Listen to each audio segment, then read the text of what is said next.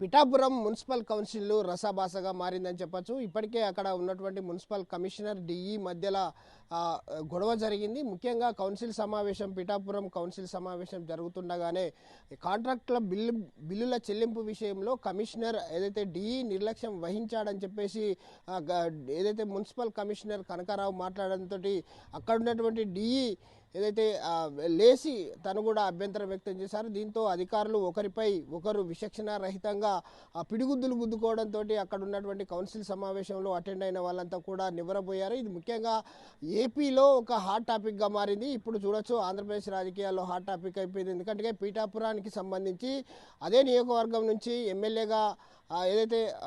ఎమ్మెల్యేగా నిర్వహిస్తున్నటువంటి cine hero Andhra Pradesh deputy ముఖ్యమంత్రి పవన్ కళ్యాణ్ అదే నియోజకవర్గం కావడంతో హాట్ టాపిక్గా మారింది. ఇప్పటికే పిఠాపురం మున్సిపల్ కౌన్సిల్ సమావేశం రసాభాసగా మారింది. దీంతో అయితే అధికారులు విచక్షణ కోల్పోయి అక్కడ ఉన్నటువంటి కౌన్సిల్ సభ్యులు ఉన్నారనేది కూడా చూడకుండా ఒకరిపై ఒకరు ఆరోపణలు చేసుకోవడమే కాకుండా ఒకరిపై ఒకరు చేయి చేసుకోవడం కూడా జరిగింది. దీనికి సంబంధించి మరొక అంశం ఏంటంటే అక్కడ ఉన్నటువంటి కమిషనర్ ఏదైతే కౌన్సిల్ సమావేశం నిర్వహిస్తున్నటువంటి కమిషనర్ తను నిగ్రహించుకోకుండా సహనాన్ని కోల్పోయి డిఈ పైన ఏదైతే ఆరోపణలు చేయడం, దానికి సంబంధించి అక్కడ ఉన్నటువంటి సభ్యులంతా కూడా పనులు చేసినటువంటి కాంట్రాక్టర్లకు బిల్లులు చెల్లింపు జరగట్లేదు. సో ఇదంతా కూడా కౌన్సిల్ సమావేశం రసాభాసగా మారింది. అధికారులంతా కూడా ఇద్దరు అధికారులు మున్సిపల్ కమిషనర్ కనకారావు అలాగే ఏదైతే